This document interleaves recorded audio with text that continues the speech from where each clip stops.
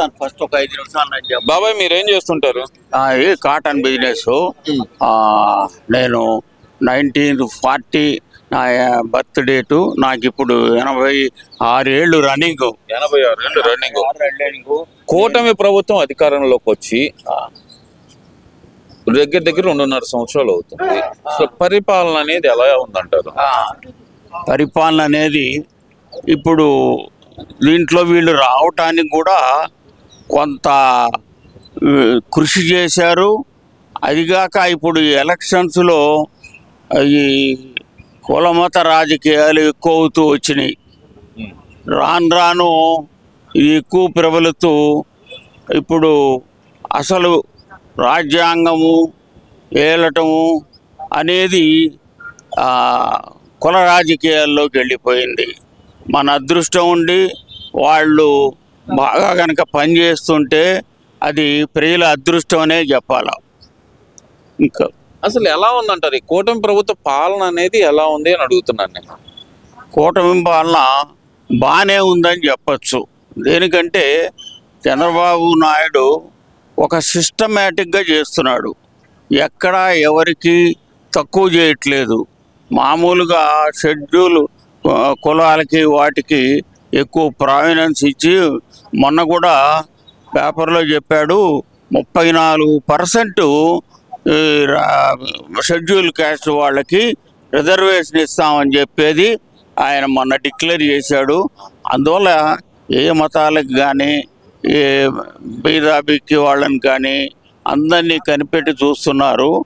మళ్ళీ రావటానికి కూడా అవకాశం వచ్చేటువంటి విధిగా కొంత అతను చేసుకుంటూ వస్తున్నాడు. కొంత ప్రజలకి చేస్తున్నాడు. స్వపరం పరపరం అన్నట్టుగా తన మన అన్నట్టుగా ఉంది ప్రభుత్వం. అసలు ప్రభుత్వం వచ్చిన తర్వాత అంతా ఇక్కడ రాక్షస రాజ్యం నడుస్తుంది, రెడ్ బుక్ రాజ్యాంగం నడుస్తుంది అంటున్నారు కదా. మరి జగన్మోహన్ రెడ్డి గారు నిజమేనా అది రెడ్ బుక్ రాజ్యాంగమే నడుస్తుంది అంటారా, రాక్షస రాజ్యం నడుస్తుంది అంటారా? ఇప్పుడు దేనికైనా 2 విధాలు ఉంటానే ఉంటాయి. ఒక 80% మంచిగా ఉందన్నారనుకోండి, ఆ 20% వాళ్ళు, నేను చెప్పాను కుల రాజకీయాలని కూడా, వాళ్ళు దీనికి ఎగినెస్ట్గా మాట్లాడటం అది సహజం. మీ ఎంత పని చేసినా కూడా ఇక్కడ అసెంబ్లీలో కానీ 80% ఇప్పుడు రాజ్యం 85% వాళ్ళు వెళ్తున్నారు. కానీ ప్రతిపక్షం అనేది లేకున్నా కూడా ప్రతిపక్షం ఉన్నట్టుగా విపరీతమైనటువంటి వాళ్ళు రాక్షస ప్రభుత్వంగా కొంచెం వాళ్ళు ప్రతిపక్షం లేకపోయినా ఉన్నట్టుగా బిహేవ్ చేస్తూ ఇప్పుడు కొంత మంచి చేస్తే మంచిగా చెప్పాలి, చెడు చేస్తే చెడు విమర్శ చేయాలి. అట్లా కాకుండా చెడు చేసినా మంచి చేసినా విమర్శన చేసుకోవటమే ప్రధానం అని చెప్పి మరి అపోజిషన్ పార్టీ వాళ్ళు చెప్తున్న క్యాన్వాసు అది సహజమే. అది ఏ అపోజిషన్ పార్టీ వాళ్ళు వచ్చినా ఆ రకంగా మంచిని ఎంచుకోరు. మంచిని ఎంచుకుంటే వాళ్ళకి ఏంటి, వాళ్ళ పార్టీ దెబ్బతింటుందని. అందువల్ల మంచిని ఎంచుకోరు. ఏమాత్రం కొంచెం తేడా ఉన్నా లేకపోయినా కూడా వాళ్ళు చెడు రాజకీయం అని అనటానికి అవకాశం ఉంది. ఓవరాల్ గా చూసుకుంటే గనక ఇక్కడ జగన్మోహన్ రెడ్డి గారు అసెంబ్లీకి రావట్లేదు. అసలుకి నేను రాను అసెంబ్లీకి అంటున్నారు. ఎలా చూడాలంటారు? ఎమ్మెల్యేగా గెలిచి అసెంబ్లీ సమావేశాల్లో పాల్గొనకపోవడం, తన ఎమ్మెల్యేలను కూడా అసెంబ్లీకి పంపించకపోవడం, అదేమంటే మేము బయట ప్రెస్ మీట్ పెడతాము, మేము అక్కడే మాట్లాడతాం అంటాం. ఎలా చూడాలంటారు? మీకు గుర్తుండే ఉంటుంది, ఒకప్పుడు చంద్రబాబు నాయుడు కూడా అసెంబ్లీకి రాలా. ఎందుకు రాలేదు? తన కుటుంబానికి అవమానం జరిగినట్టు. అది నేను రాను అని అంటాం అది పెద్ద కొత్తగా ఏం కాదు. ఇవాళ ఈయన రాను అంటూ ఆ రోజు చంద్రబాబు నాయుడు గారు రాకపోయినా సరే తన ఎమ్మెల్యేలను పంపించారు కదా. మరి జగన్మోహన్ రెడ్డి గారు తన ఎమ్మెల్యేలను కూడా ఎందుకని పంపించలేదు అంటారు? చాలా తక్కువ మంది ఎమ్మెల్యేలుగా ఉన్నారు. వాళ్ళు గెలిచిందే 11 సీట్లు. ఆ 11 సీట్లు తను రాకపోతే తన్నే అనుసరించాలని చెప్పి ఒక విధి నిబంధన ఏర్పరిచినట్టుగా మిగతా వాళ్ళు భావించారు. అందువల్ల ఆయనతో పాటే వీళ్ళు రాలేదు. యథార్థంగా అయితే రావాలా, అసెంబ్లీలో ఏం జరుగుతున్నది తెలుసుకోవాలా. అటువంటిది ఏమీ లేకుండా శూన్యంగా ఉన్నారు. అది తప్పు కింద లెక్కేసుకోవచ్చు. అది వచ్చి తీరితే సంగతులు తెలిసాయి, వాళ్ళు ప్రతిదానికి మాట్లాడటానికి ఒక అవకాశం ఉండేది. అంటే ఈ రోజు రాష్ట్రంలో అసలు అవినీతి పెరిగిపోయింది, అన్యాయం పెరిగిపోయింది, అక్రమం పెరిగిపోయింది అంటున్నారు కదా, అది నిజమే అంటారా? అవినీతి అనేది నేను ఒకటి చెప్తున్నాను, ఏమనుకోకండి. అది ఇక్కడ ఉద్యోగస్తుల్లో కానీ ప్రజల్లో కానీ మన బ్లడ్లోనే పార్ట్ అండ్ పార్సిల్ అయిపోయింది.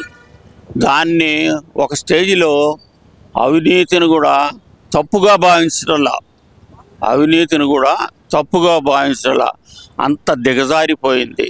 మరి ఓవరాల్ గా చూసుకుంటే జగన్మోహన్ రెడ్డి గారు చెప్తుంది ఏంటంటే కనుక 2027 నుంచి పాదయాత్ర చేస్తాను, ప్రజల్లోకి వస్తానని చెప్పి నిన్న కూడా ప్రకటించారు. మరి ఆ ప్రకటన అసలు ఎలా చూడాలంటారు?